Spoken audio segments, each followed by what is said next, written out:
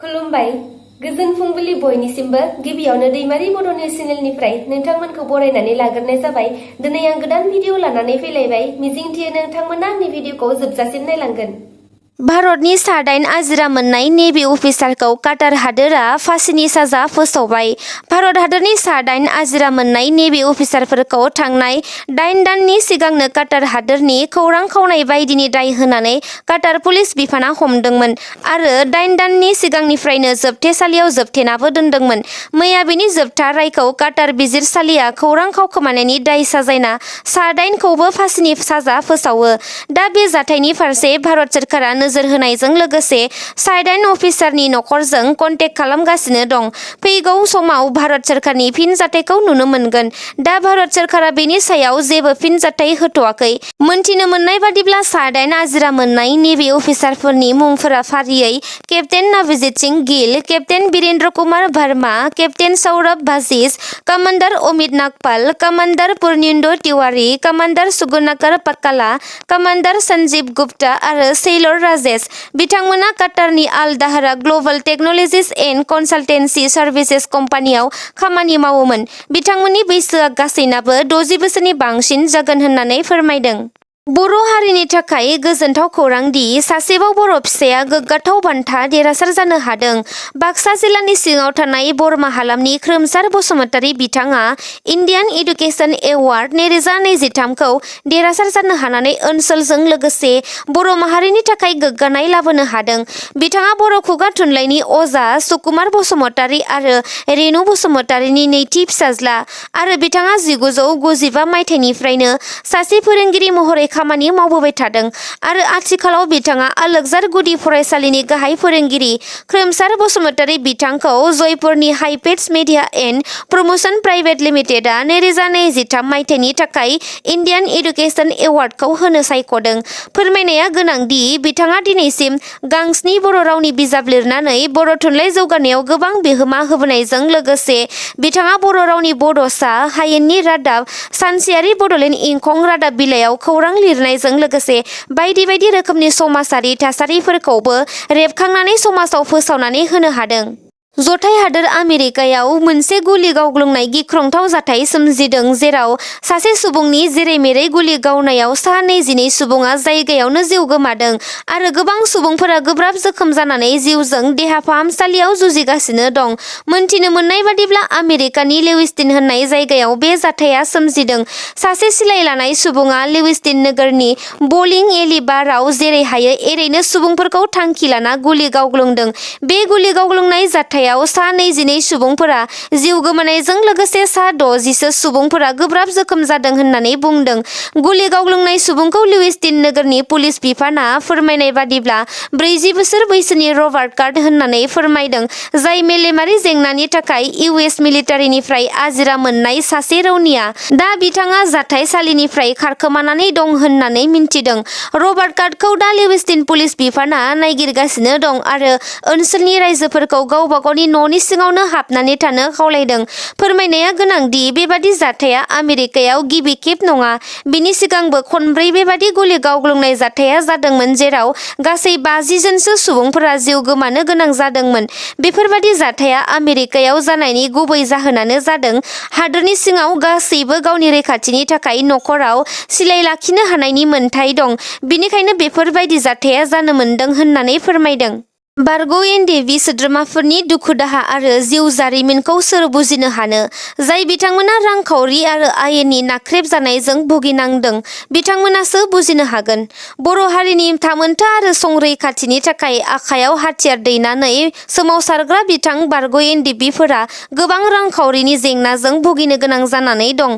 BTR गोजोन गोरोबथाया 3 बोसोर जालायलांबाय, नाथाय दिनैसिमबो बारग' एनडिएभि आफादनि मावथिफोरनि केस बायदिफोरा जोबनानै थाङाखै। माब्लाबा गावनि रायजोआव, माब्लाबा गुबुन रायजोआव गावनि केसफोरनि थाखाय नटिस फैबाय थायो, जायनि थाखाय बिथांमोना गोबां रांखावरि गारनानै हाजिर जाहैनो गोनां जायो। नाथाय रांखावरिनि आंखाल जानायलाय बिथांमोना सोरखारनिफ्रायबो अनसुंथाइ मोननो हायैयाव थांनाय मैया सानै बारग' एनडिएभि सोद्रोमाफोरा क'क्राझार सोहोरनि गलाफोराव गावनि केसफोरखौ नांनो थाखाय थामहिनबा बिजिरसालिफोराव नुजाथिहैनो थाखाय रांखावरिनि आंखालखौ सुफुंनो जा एसे मोनो रां मागिनो गोनां जादों। बिथां सानै बारग' एनडिएफबि सोद्रोमाफोरा जादों क'क्राझार जिल्लानि जर्दानपुर गामिनि समर बसुमतारी आरो सेरफांगुरि मैनागुरि गामिनि बिन'सुर बसुमतारी। बिथांमोना नागालेन्डनि बिजिरसालियावबो नुजाथिहैनो गोनां जायो होननानै फोरमायदों। बेफोरबादि मागिनो गोनां जानाय जाथाया बेसेबां दुखुनांथावना। बिथांमोना दायो सुखुआवसो थानानै संसारखौ आलो गोजोनै रायजो जानो मोननांगौमोन। मानोना बिथांमोना हारिनि थाखाय गोलाव सम बोसोर सोमावसारबोबाय, नाथाय बेनि उल्थासो नुनो मोनगासिनो दं। नोंथाङा सोरखारि साख्रि मावो नामा? जुदि नोंथाङाबो सोरखारि साख्रि मावोबा बे खोथाखौ गोसोआव लाखिनाया गोनांदि आसाम रायजोनि चिफ सेक्रेटारिनिफ्राय मोनसे गोनांथार फोसावलाइ ओंखारदों। बे फोसावलाइयाव फोरमायना होनाय बादिब्ला दानिया रायजोनि गासैबो सोरखारि साख्रि मावग्रा हौवा एबा हिन्जाव रावबो नैथि खेबनि थाखाय जुलि लानो मोननाय नंलिया। रायजो सोरखारनि बे नेमखौ मानियाब्ला आयेननि गोख्रों राहा लानाय जागोन एबा जुरिमाना लानाय जागोन होननानैबो फोसावना होनाय जादों। जुदि नोंथांमोना नैथि खेबनि थाखाय जुलि खालामनो सानदोंब्ला दिनैनिफ्रायनो बे सिमांखौ गारदो, नङाब्ला रायजो सोरखारनि गोख्रों साजाखौ मोननो हागोन। बे गोनांथार खोथाखौ फोसावनानै होदों आसाम सोरखारनि एडिशनेल चिफ सेक्रेटारि निरज बर्मा बिथाङा। आरो बे फोसावथायखौ गिबियै गावखुंथायारि बड'लेण्ड सोरखार, दिमा हासाव सोरखार आरो कार्बि आलं सोरखारनिसिम दैथायहरदों।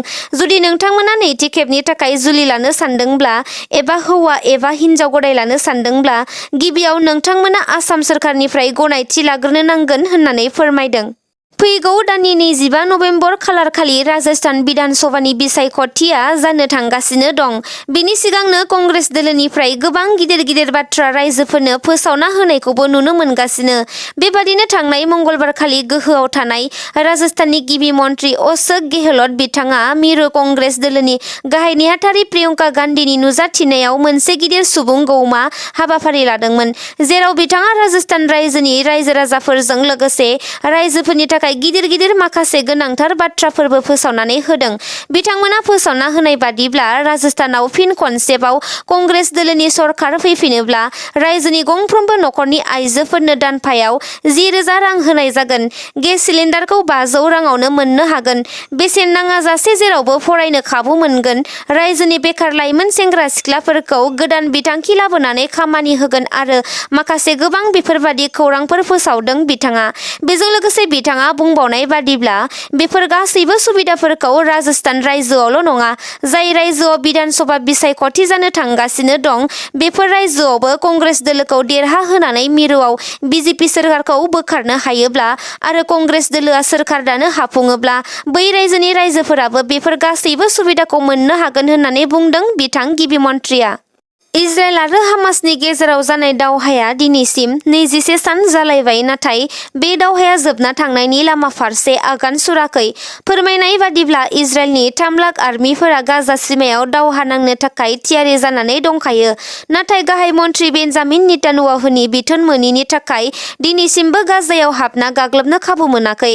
थेवब्लाबो इजराइलनि माखासे टेंकफोरखौ साहा गाजा फारसे हाबनानै हामास उदखारिनि थाग्रा खुलि आरो गला बारुद दोननाय जायगाफोरखौ गावफ्रुहैदों आरो बेफोर टेंकफोरा माखासे मानि जायगाखौ गावफ्रुना फैफिननायखौबो सावगारियाव नुनो मोननाय जादों। दा बे जाथायनि सायाव उदखारि हामासआ जेबो फिनजाथाय होनायखौ नुनो मोननाय जाथ'वाखै। नाथाय इजराइलनि आर्मिफोरजों दावहा नांनो थाखाय इराना उदखारि हामासनि सा 500 सुबुंफोरखौ ट्रेनिं होगासिनो दं होननानै मिन्थिनो मोनदों।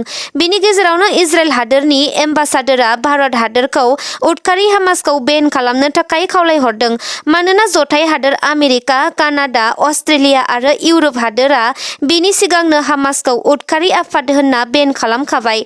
बेखायनो भारत हादोरखौबो बेन खालामनो थाखाय खावलायहरदों बिथाङा। फोरमायनाय बादिब्ला दिनैसिम बे दावहायाव गासै 6,500 निख्रुइबो बांसिन सुबुंफोरा जिउ गोमाबाय। बिटिआर गोजोन गोरोबथानि दारै जानाय BKWACनि सिमा बारायलायनाय फोसावनायखौ लानानै रायजो राजाफोरा गोजोननाय गैयै फोरमायलायनायखौ नुनो मोनदोंमोन, जायनि थाखाय बिटिआरआव धरना होनाय हाबाफारिबो लानाय जाबोदोंमोन। बे जेंनाखौ लानानैनो मैया गुवाहाटी खानापारायाव थानाय बड'लेण्डनि आलासि न'आव सिमा बारायनाय जेंनाखौ लानानै सुस्रांनो थाखाय बिटिआर गोरोबथानि उन समनिफ्रायनो गोरोबथानि दफा बादियै BKWACनि सिमा आरो समस्तिखौ आबुङै दाफुंनांगौनि थाखाय राभा हाजं अट'नमास काउन्सिलनि सायाव गोख्रों सावरायलायनानै गोथौयै जानानै फैनांगौनि सायाव जथायै सावरायलायदों आबसु, आरसु आरो लोगोसे इउबिपिअ आफादा। सिनाय मोनै माखासे दुथां सिखावफोरा गंसे फरायसालिनि गथ'फोरनो ओंखाम संनायाव गोनांथि जानाय आइजें-आइला बायदि बायदि मुवा बेसादफोरखौ हरनि समाव खावनानै लांदों। बे जाथाया जादों तामुलपुर जिल्लानि सालमारा गेजेर फरायसालियाव। सिखावआ खावनानै लांनाय मुवा बेसादफोरनि बेसेना गासै 40,000सोनि जागोन होननानै फोरमायदों। फोरमायबावनाय बादिब्ला बे फरायसालिनिफ्रायनो थांनाय माखासे सान सिगांफ्रावसो मुवा बेसादफोरखौ खावनानै लांदोंमोन। दा आरो फिन सिखाव जाफिनलायबाय। बे जाथायखौ लानानै सालमारा गेजेर फरायसालिनि गाहाय फोरोंगिरि बिथाङा तामुलपुर पुलिस थानायाव एजाहार होनाय जाबाय होननानै फोरमायदों। नोंथांमोना आंनि भिडिअखौ जोबजासिम नायबायब्ला अन्नानै लाइक, शेयार, कमेन्ट आरो साबस्क्राइब खालामनानै होगोन होननानै आङो मिजिंथियो। एसेनोसै, गोजोन्थों।